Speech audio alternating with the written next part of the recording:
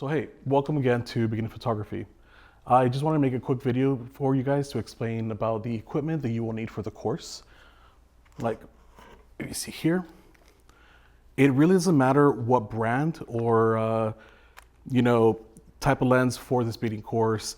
What is important and what does matter is that you get a DSLR or a mirrorless camera that has full manual capabilities, and also make sure that it's full frame. That's going to be very important for this course. The reason for that we're going to talk about later, but just so you know now, a full frame camera does have a large enough sensor that, close to perfectly emulates a 35 millimeter film. So that is like, the standard for photography as far as film and digital goes. So we will be using a camera that is full frame, and you will need the manual function because we will be shooting completely 6-shift in this course. Ideally that's why you took the course.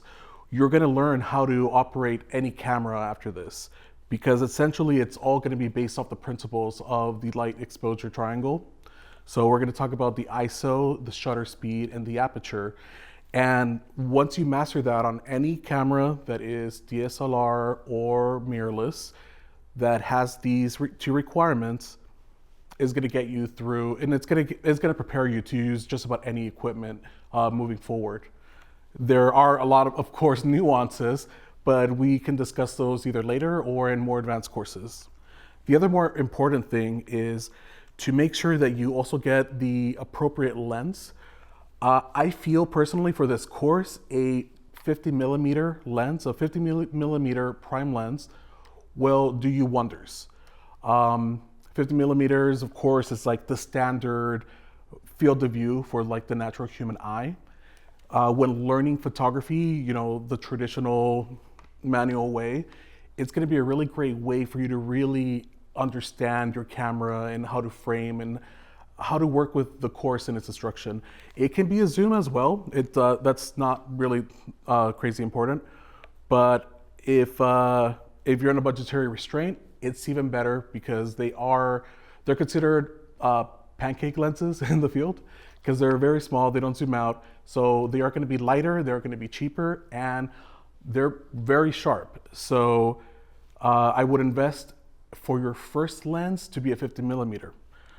I also understand that a lot of camera companies sell you kits with a what's called a kit lens, which will most likely be a zoom lens. That's totally fine too. Most of them will go to 50 millimeters anyway. So that's completely fine. So to recap, what is important is a full frame body.